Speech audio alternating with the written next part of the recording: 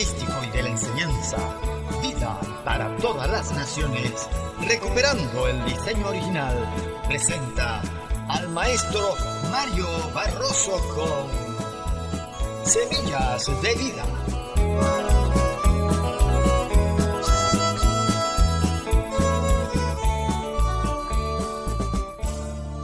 Saludos y bendiciones a los amantes de la palabra de Dios.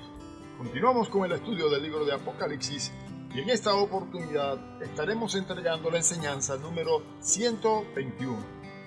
Así que hemos estado analizando el principio de este toque de la séptima trompeta y hemos dicho que estamos en la ejecución de los decretos que estaban registrados en el librito abierto que le fue entregado a Juan para que comience, y que esto abarca todos los juicios que sucederán desde el capítulo 12, verso 1, hasta el capítulo 22 de Apocalipsis, verso 5.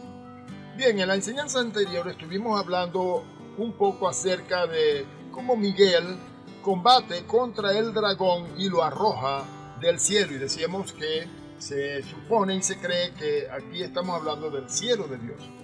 Como preámbulo a las luchas que el dragón entablara contra los fieles de Cristo, Juan nos describe una batalla que tiene lugar en el cielo. Los ángeles fieles se enfrentan con los ángeles réprobos, logrando la victoria sobre ellos. Jesús, aludiendo a la derrota que infligiría al demonio muriendo sobre la cruz, se expresa en estos términos, como leemos en Juan 12, verso 31. Ahora es el juicio de este mundo, ahora el príncipe de este mundo será echado fuera. Así que la expulsión de los espíritus inmundos por Jesús de los endemoniados era una victoria sobre el príncipe de las tinieblas y un retroceso de su imperio ante el avance del reino de Dios, como leemos allá en Lucas 11, versos 17 al 20. Estuvimos hablando que en el cielo atmosférico es el lugar en donde está la morada de estas potestades del aire, donde, según la concepción antigua, se manifiestan entre los hombres. Actualmente es el lugar en donde opera el ejército endemoniado o el ejército demoníaco contra los habitantes de la tierra, porque es aquí en estos cielos de la tierra en donde él está actuando. Según las visiones de Juan, en el cielo tiene lugar la batalla entre las legiones del Padre Celestial y las de Satanás, y estuvimos explicando que según la Biblia encontramos tres cielos y que se les conoce con nombres distintos. El primer cielo, que es el cielo atmosférico, que es el lugar donde actualmente opera el diablo y todos sus ejércitos. El segundo cielo, que es el cielo astronómico o espacio sideral, donde se ubican todas las estrellas y constelaciones. Y el tercer cielo, lugar en donde habita Dios, que es el cielo de Dios, y donde se cree que Satanás con sus ejércitos de ángeles caídos quieren venir a una batalla final contra Dios, de donde será echado por Miguel y los ejércitos celestiales. Vamos a continuar entonces en esta oportunidad con el tema de Miguel en el combate contra el dragón y cómo lo arroja del cielo. Miguel combate contra el dragón y lo arroja del cielo, y esta es una concepción que parece haber sido la que aceptó en general la teología judía contemporánea. También en el Nuevo Testamento, en 2 de Pedro 2, versículo 4 y en Judas 6, hablan claramente de la caída de Satanás y de sus ángeles al infierno, considerándolo como un hecho pasado ya muy lejano. Voy a leer estos versículos. 2 de Pedro 2:4 dice: porque si Dios no perdonó a los ángeles que pecaron, sino que arrojándolos al infierno, los entregó a prisiones de oscuridad para ser reservados al juicio. Y en Judas 1:6 leemos: y a los ángeles que no guardaron su dignidad, sino que abandonaron su propia morada, los ha guardado bajo oscuridad en prisiones eternas para el juicio del gran día.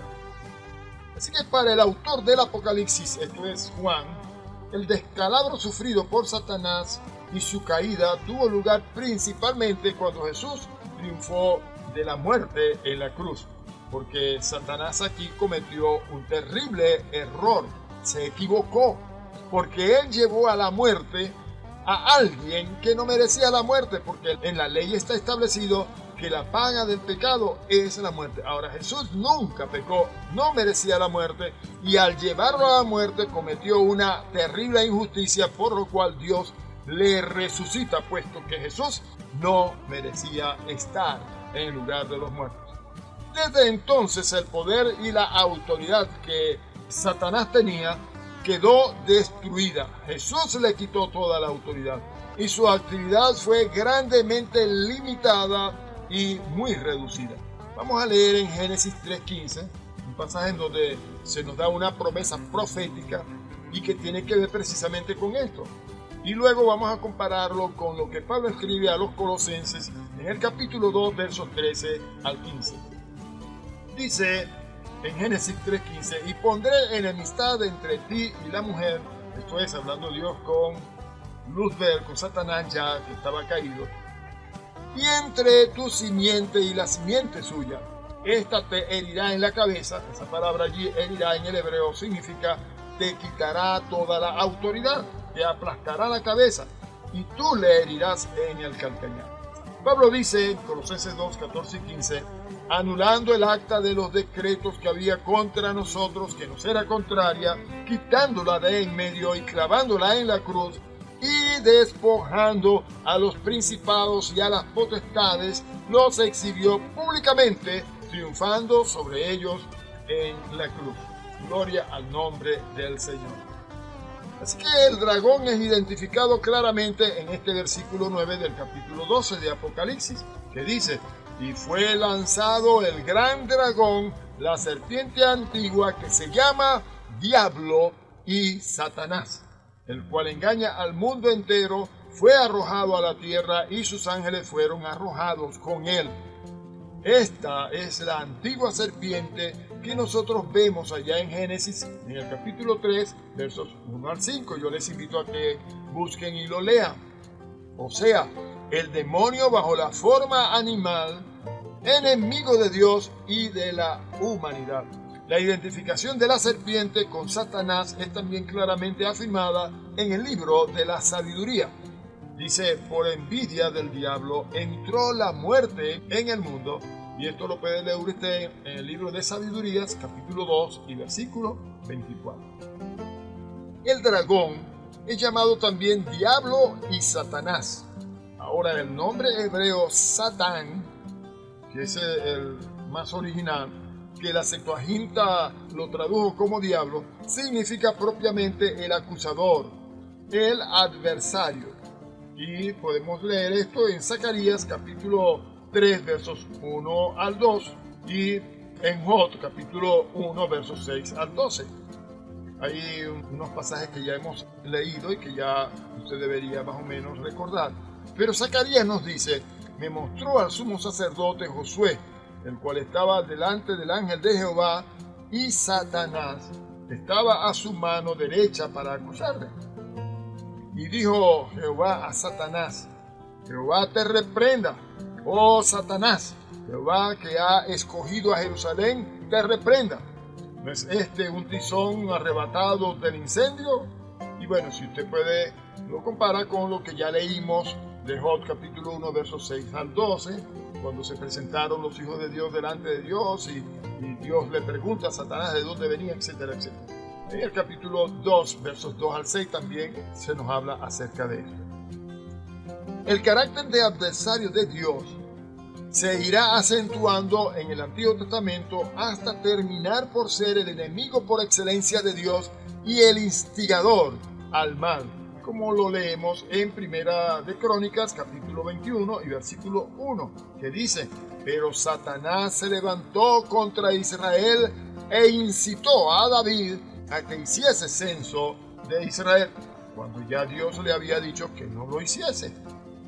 Es el seductor del capítulo 3 de Génesis, en donde ya hemos estado leyendo, que logra que se extravíe toda la humanidad en toda la redondez de la tierra. Antes de que Cristo triunfase sobre el diablo en la cruz, Satanás gozaba de cierto derecho como acusador de los hombres delante de Dios y ejercía poder con autoridad también entre los hombres. Pero una vez que Jesús vence en la cruz, esa autoridad le es quitada. Por eso es que Jesús, cuando se le aparece a los discípulos, le dice: toda autoridad, toda potestad me es dada en el cielo y en la tierra, toda. Así que ya Satanás no tiene autoridad. Él puede tener poder y él tiene influencia sobre todos aquellos que le sirven, pero no contra los hijos de Dios. Alabado sea Dios. Así que él, el acusador de los hombres, delante de Dios, lo hace por haberlos hecho sus esclavos mediante el pecado. Podemos leer allá en Hebreos capítulo 2, verso 14, que dice: así que por cuanto los hijos participaron de carne y sangre, él también participó de lo mismo para destruir por medio de la muerte al que tenía el imperio de la muerte, esto es, al diablo.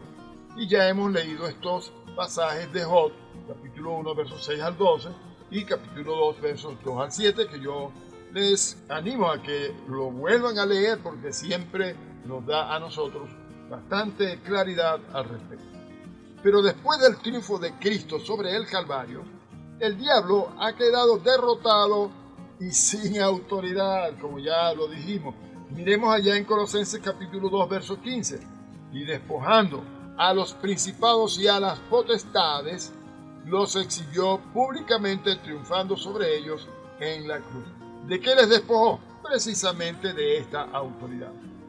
Allá en Mateo 28, versos 18 y 19, Jesús se acerca y les habla a los discípulos diciendo: toda potestad me es dada en el cielo y en la tierra, por tanto, id y haced discípulos a todas las naciones, bautizándoles en el nombre del Padre y del Hijo y del Espíritu Santo.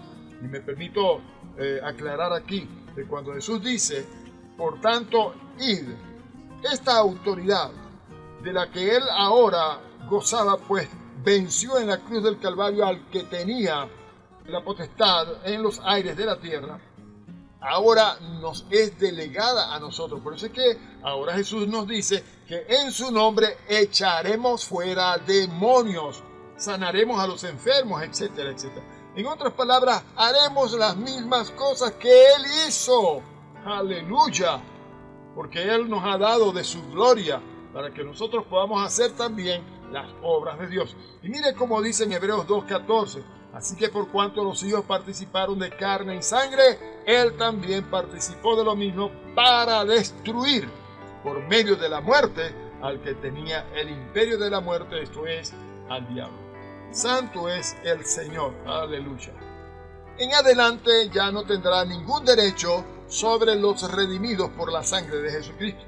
La derrota decisiva del dragón provoca una gran alegría en el cielo, en los ángeles y en las almas de los primeros mártires, aquellos que clamaban en el capítulo 6, versículo 11 de Apocalipsis, en donde estuvimos explicando ya hace algunas enseñanzas atrás, donde se dice que se les dieron vestiduras blancas y se les dijo que descansasen todavía un poco de tiempo hasta que se completara el número de sus consiervos y sus hermanos, que también habían de ser muertos como ellos. Así que con este gran evento se proclama un gran anuncio. Y el anuncio es el que encontramos en el capítulo 12 y versículo 10. Entonces oí una gran voz en el cielo que decía: ahora ha venido la salvación, el poder y el reino de nuestro Dios y la autoridad de su Cristo, porque ha sido lanzado fuera el acusador de nuestros hermanos, el que los acusaba delante de nuestro Dios día y noche. La victoria de Miguel es en realidad la victoria de Jesucristo y también del pueblo de Dios. La alabanza a Dios está inspirada en las aclamaciones imperiales, tan en boga en la época en que escribía Juan. Los que la cantan en el cielo son los ángeles y tal vez los mártires con ellos. Si fueran estos últimos, se explicaría bien que llamaran hermanos a los fieles que aún vivían en la tierra, cuyo triunfo futuro se considera tan seguro que se presenta como ya realizado en el versículo 10, porque ha sido lanzado fuera el acusador de nuestros hermanos. Con la derrota del dragón, llega la salvación para todos los que quieren seguir las huellas de Cristo y se manifiesta el poder irresistible de Dios que nadie puede detener y el reino que ejerce sobre toda la creación sin trabas de ninguna clase. Al mismo tiempo, la autoridad de Cristo sobre el mundo y sobre los cristianos será reconocida por la humanidad entera en aquel día. Alabado sea el nombre del Señor. Continuaremos en la próxima enseñanza, mis hermanos. Dios les bendiga.